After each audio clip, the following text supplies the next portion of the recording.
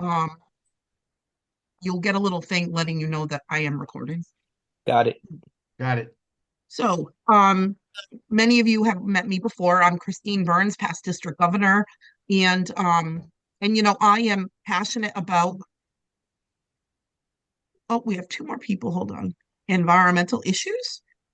And I was hoping in my governor year that one of my big hurrahs would be that we would become active and get an environmental committee. The problem is I was busy being governor and my topic was mental health that we were tasked with. So although it was wonderful and amazing, nothing happened with the environmental committee. So with District Governor Vin and District Governor elect April and District Governor nominee EJ, I was given permission to kick this off in our district and to hold these meetings and see what shakes out. Um, I just want to give you a little update because we are not, right now, we are brainstorming. And I'm going to give you a few ideas that have been sent to me from people who could not make it. Okay. So just with that said, we'll take it or leave it because we will act as a team. Um, First of all, water. Now, Rick, we're not talking about your water project right now, but we are talking about water and clean water. And for many of us, we are in the Connecticut River Valley. The Holyoke Club with some members from Chicopee, as well as the Springfield Club with some members from Agawam, participated in the Source to Sea River cleanup of the Connecticut River, which happens the last weekend in September every year. I did not know about this. The Springfield president, Oscar, brought it to my attention. This is a wonderful activity for one very specific reason. It doesn't have to cost the club a cent. The Connecticut River Conservatory runs this event for the whole weekend. You register your team, and then you ask for your supplies.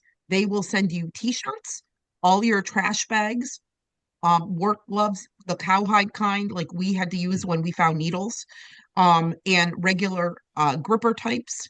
And they work it out so your local DPW comes and picks up all your bags at the end. All you have to do is gather them and weigh them and then go online and report what you got. So I only can speak for the Holyoke Club. It was a very rewarding experience for all concerned. One gentleman brought his granddaughter. We worked for only an hour and a half, and we weighed all of our trash that we picked up in the spot we adopted, which, if you know Holyoke at all, maybe Alan would and Wayne, hopefully Wayne does, because he's a member of my club, which is behind the American Legion 351. So you get this like specific range of this place, right? We picked up over 217 pounds of trash in an hour and a Holy half, mackerel. right?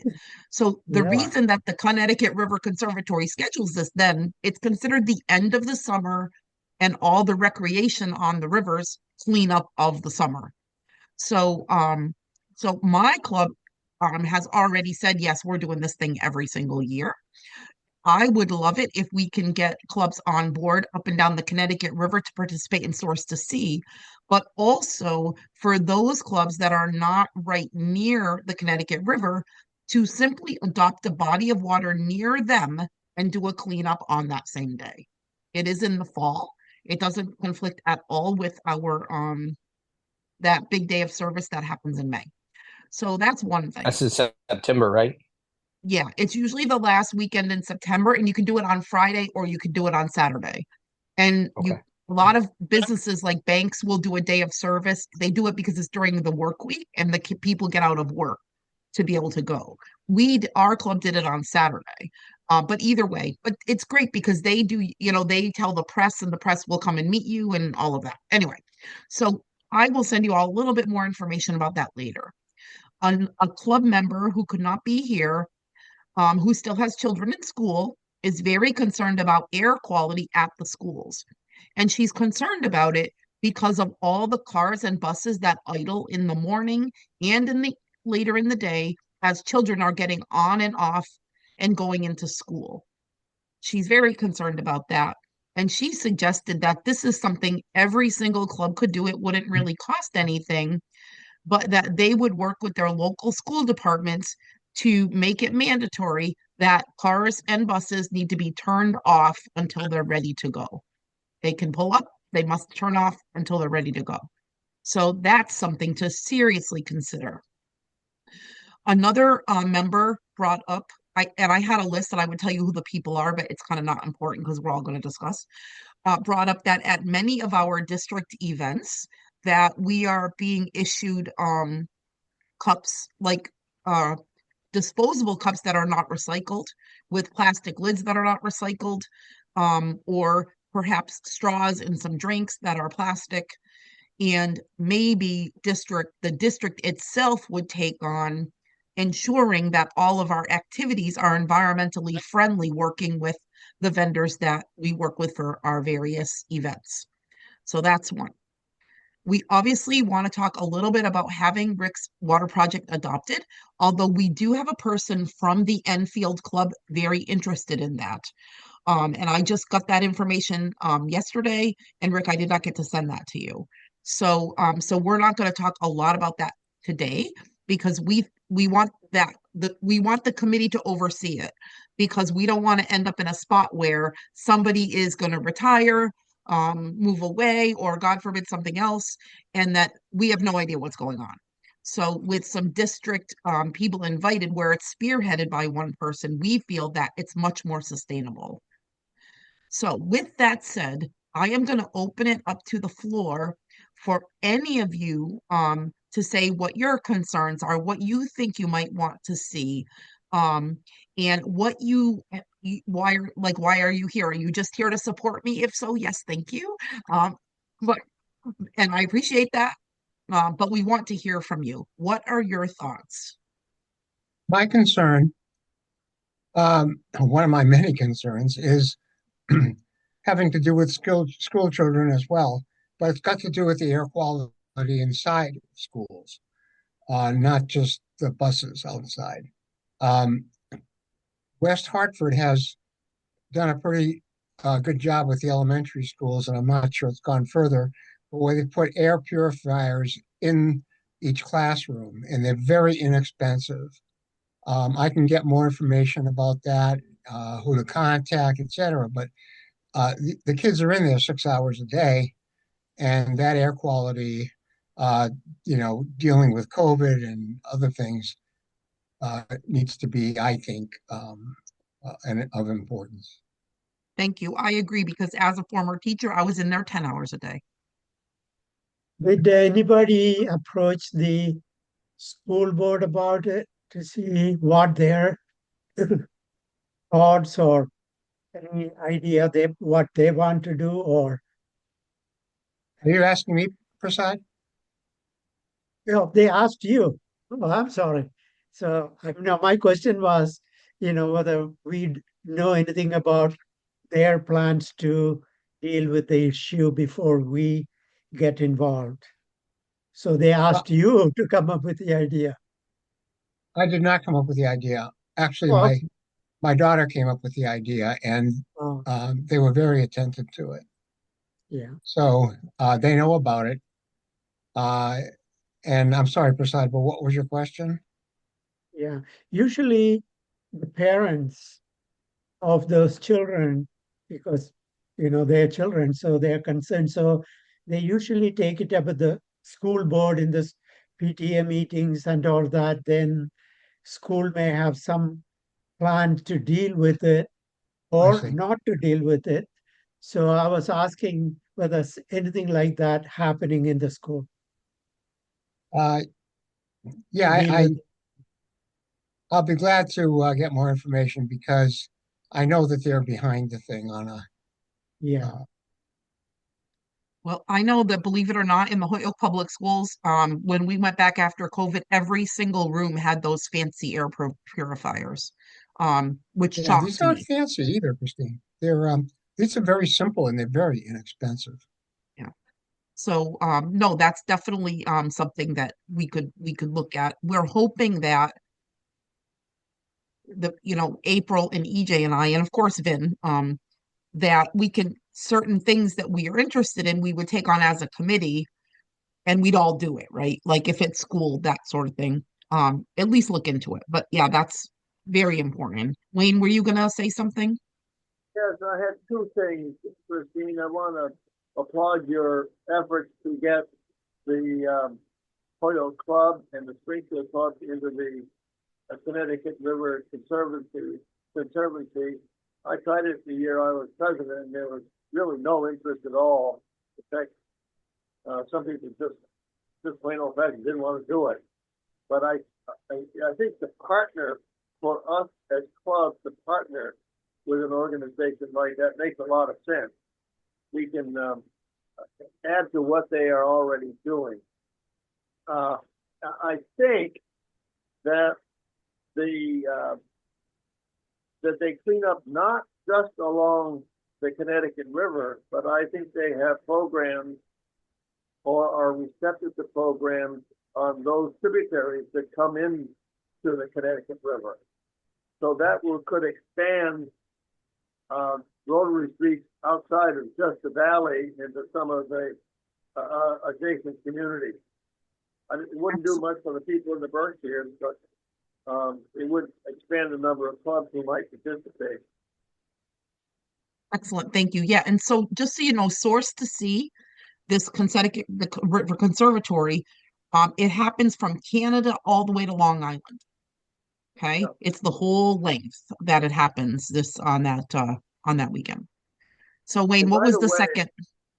Oh, and by the way, they also have other volunteer opportunities other than that once a year cleanup. They have other properties and interests along the river. I can't tell you what they all are, but I think they do other stuff as well. I will send the link out to everyone with the recording. I'll send you the link to the Source to See, and you can just check it out. Who else? Christine, are there Rotary clubs further north and even south of us that can get involved? So it's, as you say, from Source to Sea, the district in the southern half of Connecticut, and then when you get up into Massachusetts and Vermont, do any of them participate in this same? I don't know. I found out about it from Oscar, who is the president of the Springfield Club, about 2 weeks before it was happening. So I was shocked that I was able to. I mean, Oscar had known about it, and they were having someone from Source to See at their meeting as a speaker, and he invited me to come. So they knew about it, and they were poised. They already had their site. They knew what they were doing. I found out 2 weeks before, and I just pretty much told my club we're doing this. That's why, Wayne, I just told them we were doing it, and I didn't ask if they wanted to. That's why I got to do it. They're a very, So they're a very strong leader. thank you. I believe that they actually publish, that is, the Conservancy actually publishes the communities and the groups within the communities that participate in that project, all up and down. So I They think it's do, and that will available, probably yeah, available on their website. it will be on the website. Yeah, because what happens is they publish it, and then when you're going to do your cleanup, like somebody maybe just wants to participate and they're just an individual, they can find a group near them and they can sign up to simply join in. So I don't know, Rick, if our Vermont friend Susan Cherry, my Vermont governor, does it anywhere there. But again, it was 2 weeks before. I absolutely will reach out to Stephanie in Southern Connecticut, our sister 7980, next September when we have a lot more time to plan, because I think they will. And again, you know, I bought coffee and donuts, but otherwise it did not cost our club a cent. Everybody got a t-shirt. We got all the trash bags, gloves, everything. I mean, literally every single thing that we needed, except the milk jug I brought to put the needles in. When we found them, everything was free. Even like I said, even we all got t-shirts. So it is worth it, I think, for a club to do, especially a club without a lot of resources, right? You just kind of order everything, it comes to your door, and then you go and do it for a couple days. Well, I So realize yeah, it's a monumental task just to get our district involved, and for somebody like you to try to reach out to all the other districts that border the Connecticut River. It's a monumental task, but there maybe the zone what 2832 newsletter, something can be put in there and before September, so you can try to get clubs interested. And I mean, the first year it may only be spotty. I mean, I think of the Manchester Club, we're not bordering the Connecticut River, but the Hockenham River goes through Manchester and then goes in. So it's a tributary. And as you said, if Manchester can clean up a little bit along the Hockenham River, that's a great way to do it. Yeah. Yeah. Yeah. And actually, Rick, it's not that hard because I have a text chat with all our governors. Yeah. So I can literally text the governors from both of those districts and just say, hey, can we talk about this? And we're going to all be at Northeast Pets in March. So Yeah. it's much easier for governors to reach out and do that and ask them to put something in their newsletter than it is like for just, I hate the word regular Rotarian, but you know what I mean. Yeah. We spend a lot of time together. So we spent a lot of time drinking in August for an entire weekend. Wayne. I had a question about the air purifiers. Does someone have a little bit more detail about those units? You know, how big are they? Do they really service? Are they big enough to service 20 or 30 kids in a classroom? And what do they cost? Dave? Yeah, Dave I'm G? gonna get that information for you. They're not expensive. The original ones were, but we found someone to be able to make them at I think under $20 a piece. And yes, they're large enough to handle the air purification in each classroom. Because the one that was next to me was like a small bureau in my classroom. I left teaching 3.5 years ago. I went back. I was in the classroom right after the pandemic when we were still wearing masks. So, and it was huge. So and I know that they were costly. Our city used ARPA money to be able to get them. So, what else? We have three in our home, and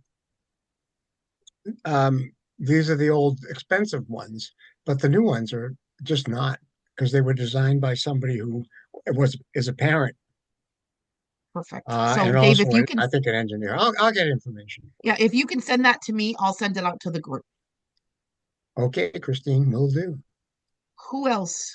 We want to hear from you. Andre, Lisa, Alan, anybody. No, I'm just taking notes and receiving all this wonderful information that I could share with the Harvard Rotary Club. Okay. Anybody else? Joe Muller Sorry. in Enfield. Hi, Joe. Hi, we'd be interested. I'd bring it back to the board and we could talk about it in doing our part in Enfield along the Connecticut River. What about other concerns that you have in your club areas? The Scannick River as well dumps into the Connecticut River. We could do that as well. Okay. That would be another idea. Awesome. So, any other environmental concerns that we want to bat around that even you're personally thinking of? Here's Bill Hall again. Nothing.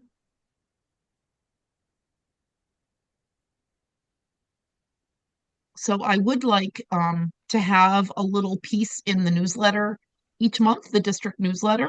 It could just be I used to have it at school, the not so fun fact. One of them was about how many plastic straws are tossed away every day. Something like that. Explaining to people why we say reduce, reuse, recycle, and reduces first.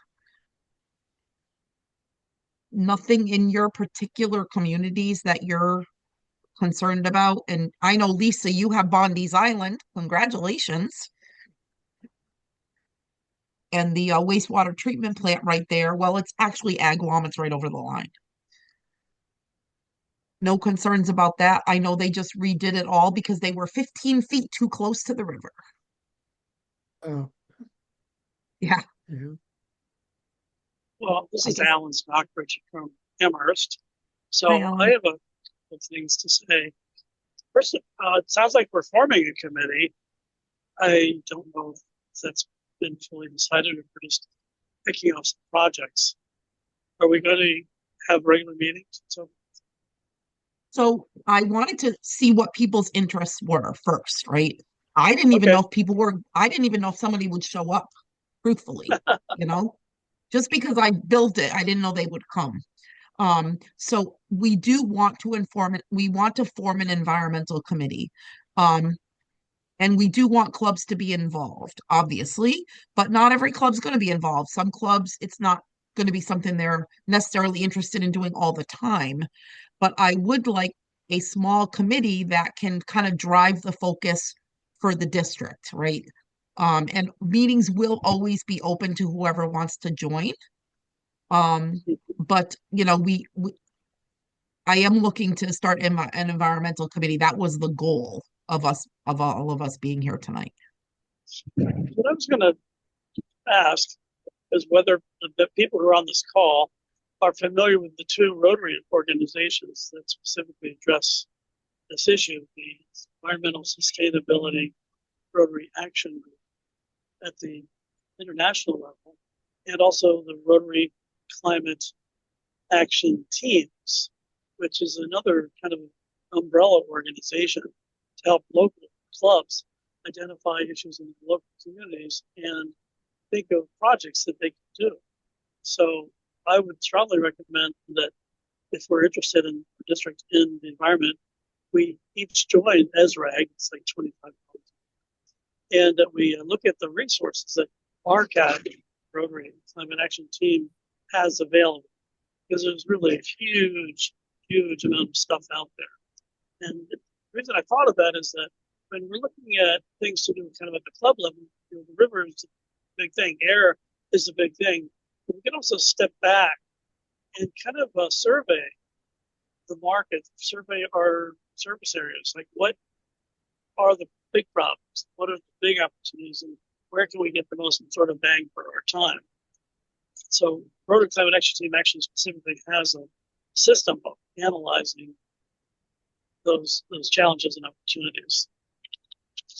So, Alan, I am a member of SRAG, not the climate control one, but I will send that link to everybody. I didn't want to overwhelm people in this very first meeting by telling them they had to join an action group and they had to do this and they had to do that. Right. But that'll be a link that will be in my email where we send that out, and please consider this. Again, I know there's so many resources out there, whether they are part of Rotary or not part of Rotary. But we also want to make sure that we focus on what clubs want to focus on, right? And maybe it's that we're going to help Joe for 3 months in Enfield with their garden, because they just put in, you just put water in there, right, Joe? Yes. And they have a community garden. Yep. What is it called again? The Enfield Senior Center, the Rotary Garden. No, what is that? It has a fancy name, the garden. I gotta look it up. Sorry. I always see it on Facebook. Anyway, whatever. Yep. So it's a community garden. And maybe that they're looking to source organic compost or something, whatever. But we do want to, we want to have, I like Rotary Focus, but I also like it when clubs can say, this is what our community needs. Too many clubs and governors say, well, this is what we're doing this year. I would really like that and Bill, here he is again, that the environmental committee would look at the communities and meet them where they're at. And that may be something simple to start off. I don't want to overwhelm clubs and have people run for the hills. I just don't. But I will send those links out, Alan. That was part of my plan, along with the recording and that sort of thing. So, well, thank but you. I haven't heard other concerns from other communities. I do have a concern of my own, I'm not from Washington State, but I am a member of the Pacific Northwest Passport Rotary Club, which straddles the border between the northwest corner of Washington, north of Everett, and south of Vancouver, British Columbia. And it's a very, very agricultural area, much as is most of the Connecticut River Valley, from what I've seen in the process of moving to the Northampton Amherst area. And so when you follow environmental advisors, many of them talk about farming practices and the extensive use of fertilizers and relatively unhealthy farming techniques. And I think that's an area that many of our clubs could be affected by and have an opportunity to contribute to the awareness and understanding of some of the more enlightened farming techniques that will actually capture CO2 and sequester that in the soil at different agricultural practices. Yeah, there are so many topics.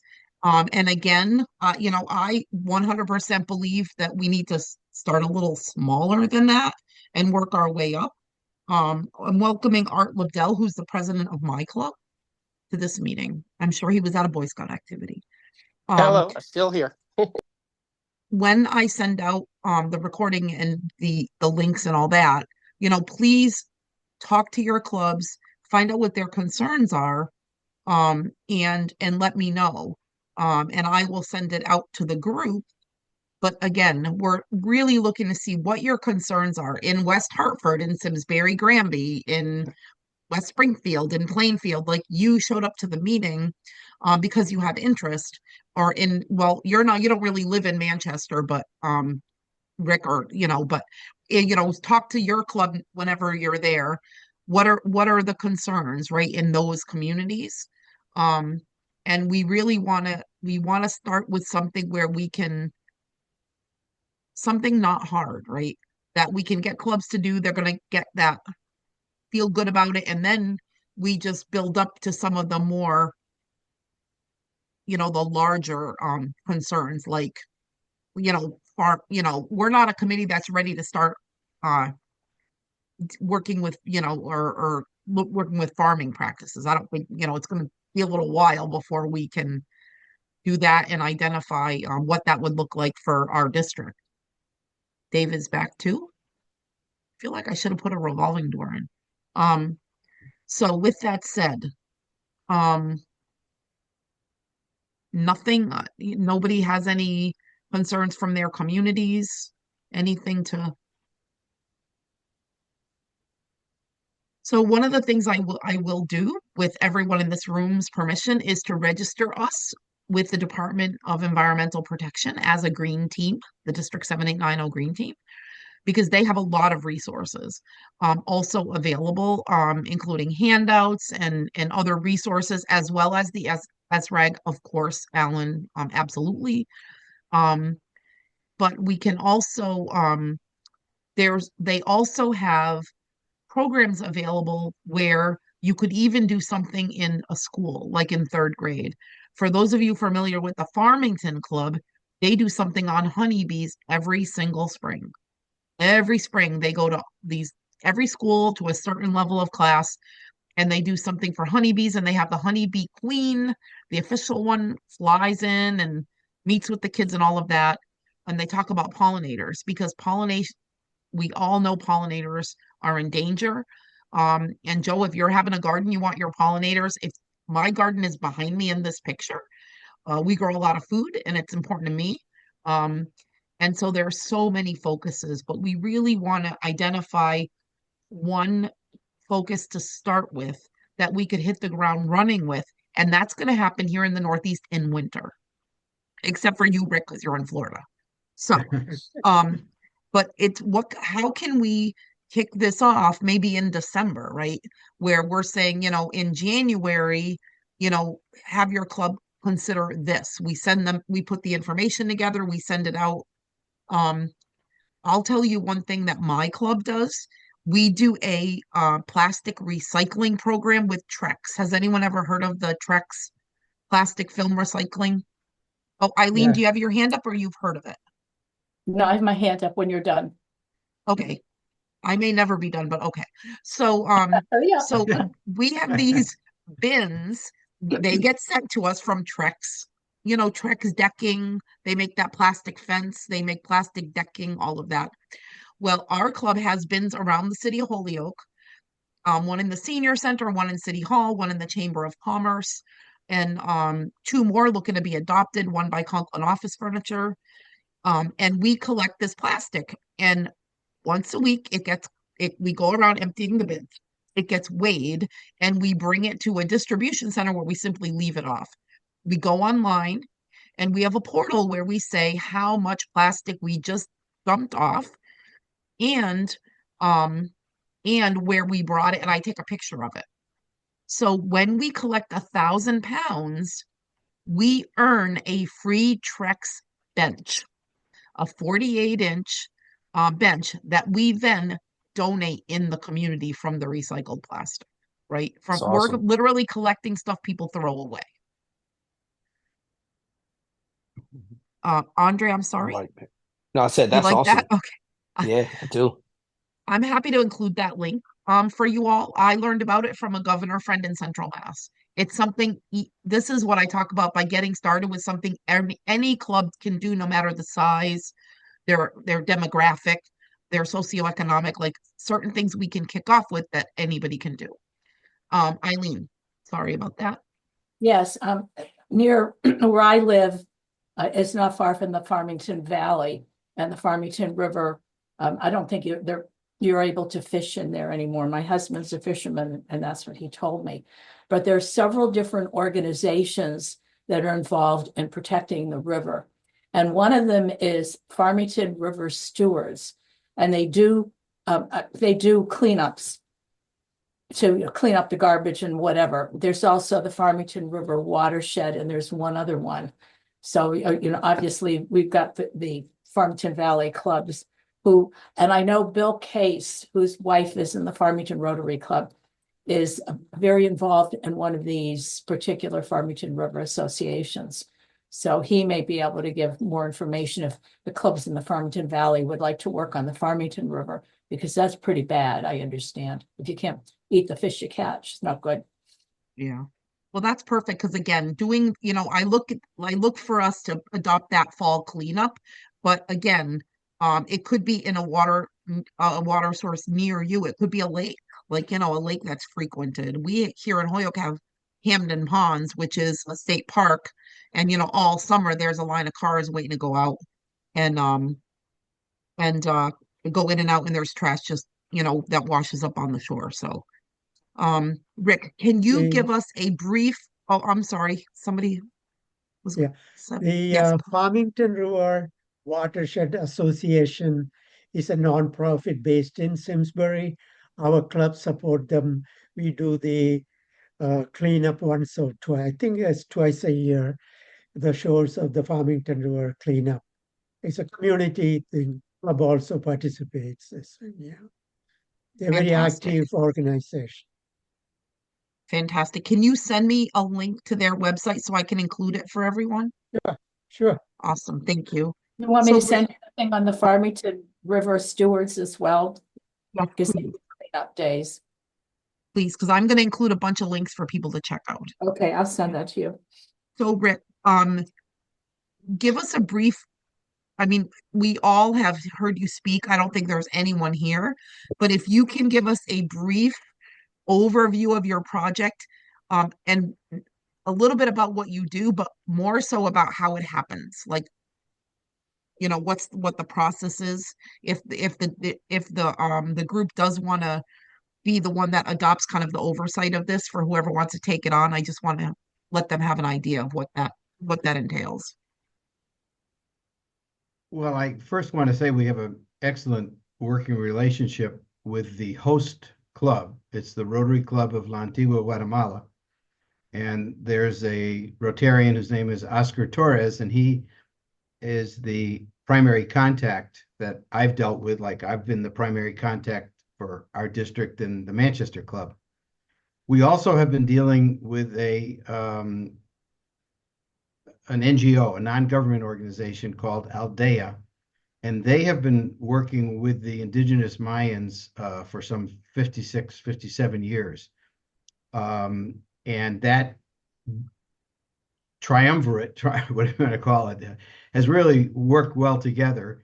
And essentially what's been happening is when we have been able to pretty much get the funding resolved on one village, I then contact Aldea and say, well, what's next? Because frankly, there are hundreds, if not thousands, of these villages that need water. And they have staff members who go up into the mountains to oversee the projects that we and other Rotary clubs have contributed to. We're not the only one who does this. And the neighboring villages, just, through word of mouth, everybody hears what's going on, and they try to speak to the people from Aldea and say, what do we have to do? What can you do? How does this get going? And long story short, they tell them that they've got to, number one, find a water source. And in most cases, it has been a spring. And then with all this land up in the mountains, privately owned, they have to buy the land so that the Rotary sees that nobody can ever take their water source away. And sometimes that takes a year and a half of negotiations for them to acquire the property. And then it has to be tested. Well, first they, of course, will test it and so forth. My involvement is that I I have been writing the global grants. And if this is going to go through some transition with somebody else trying to help or group of people helping, I'll be glad to continue to do that. In the past, what I've done is once we've had a grant approved, I then go back to the clubs in the past who have contributed and ask if they will again support it. I give them the documentation of what the grant will cover and other literature and information. When I'm in our summer home up in Rhode Island, I offer to go to any of the clubs in Connecticut, Massachusetts, and now Rhode Island who have supported it and do a presentation. When I'm down here in Fort Lauderdale, in fact, in December 5th, I've already got my first presentation scheduled to a Rotary Club, and there's about 8 or 10 clubs that actually, it's going to be even more because there's 2 more that are way up in Vero Beach. They're an hour and a half from here. And I've said, look, if you wanted me to come up, I'll do a presentation. This will be the first year they're involved. So I'm still willing to do some of that. But at some point, as I'm getting older and it's getting sometimes a little more difficult to climb some of these mountains down there, I'd love to have somebody else or group of people or husband and wife combination do what we've been doing. And I just can't say how it is just so heartwarming to see how much these people appreciate what we as Rotarians do in terms of providing them with the funds necessary to buy the materials, and they do all the labor. So there's a whole bunch of things that I do. I don't want to waste a lot of time in going over that. And I just would hope that people will say that maybe we should put a committee together and certain people do this and others do that. Some may be good at going to clubs and doing presentations. Others may just be willing to make some calls or write some emails and send information just to solicit other clubs to help out. One thing that has been happening is over the last few years, it's just grown and grown and grown, not just in where we started in Connecticut, in our district in Massachusetts, but as I said, now that we spend summers in Rhode Island, I've started to go to clubs there, and we've got 3 that every year will say, what do you want? And they give us funding. And I do that down here, and there have been just references. We have clubs in the state of Washington, Idaho, Texas, Pennsylvania, North Carolina. Quebec, right? Yes. Yeah, last year we had funding from Quebec, and actually Calgary. They're going to be sponsoring the next international conference, and they gave a sizable contribution to our project that's under construction now in Panikoi. So yeah. it's just. I just want to be clear. This is not that I'm throwing Rick out. Rick came to us, the district, Yes. and said, I can't do this forever. Can we try to figure out how we can still have it in the district and as a project? So this is not that, oh, Burns is now just, saying, well, Rick, see you around because we're taking over. It's not that. Rick actually asked us to kind of do that. So And in no thank you, way, Rick, for Christine, no way am I trying to imply that that was the case. I mean, I just want to be clear because I'm very bossy. So you and Vin and April and EJ have all been involved with knowing what I would like to do whatever I can to have some kind of a transition. And I mean, we've already made arrangements to be there to go down again March 4th through the 12th of next year, because the village that was funded in the last Rotary year, Panikoi, is under construction. It should be done by the end of the year, and we'll have a dedication. And some people said, well, can I come down and see what's involved? Well, that is possible. I'm not saying you can't, but I have to know if people want to do that. We've got to make arrangements for transportation because you can't get on a taxi or, I mean, Uber or a bus. These places, there are no road signs. There's no way to find them unless you know, like we deal with, that can get you up there. And then there has to be arrangements made for people to stay at. You can't stay in these villages. There's nothing nearby. So I'm not saying that I'm opposed to that. I'm just saying, and there's a financial commitment, at least for somebody who just wants to look in and see what's happening. Yes, Rotary will partially pay for, what they call a traveler, a designated traveler.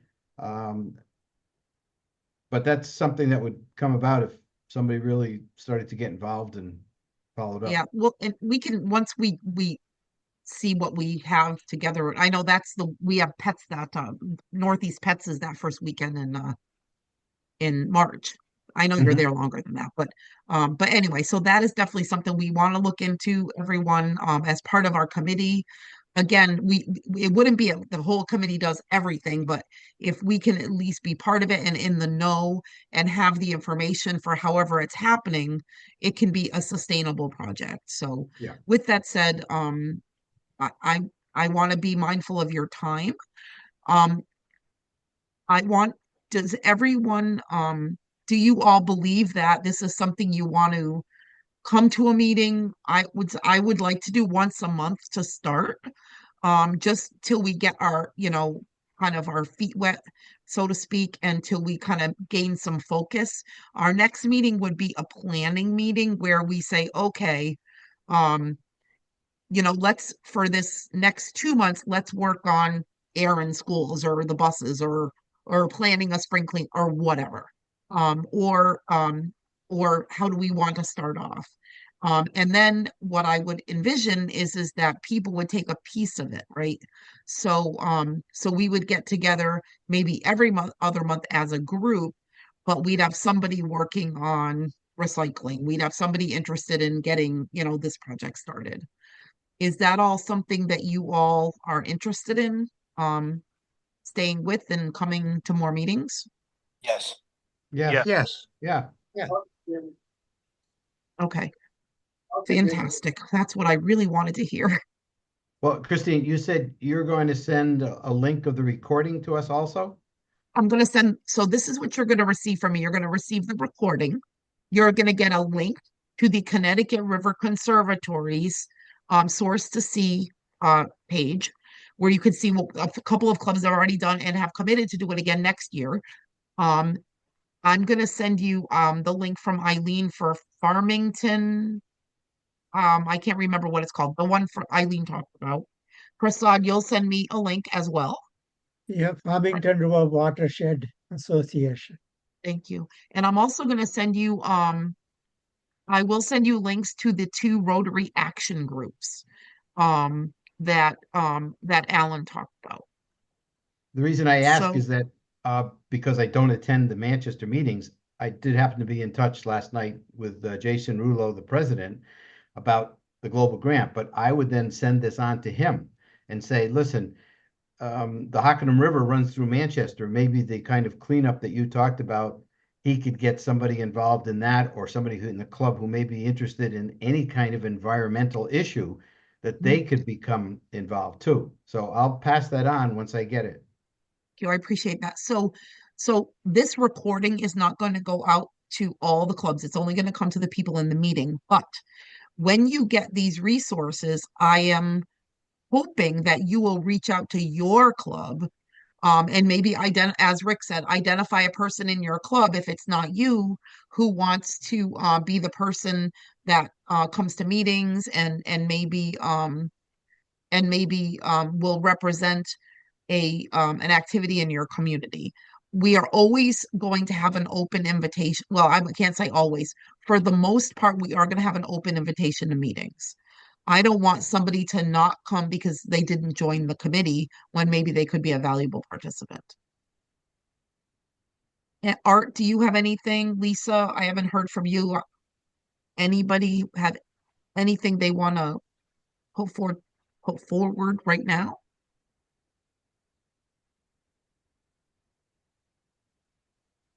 I guess not.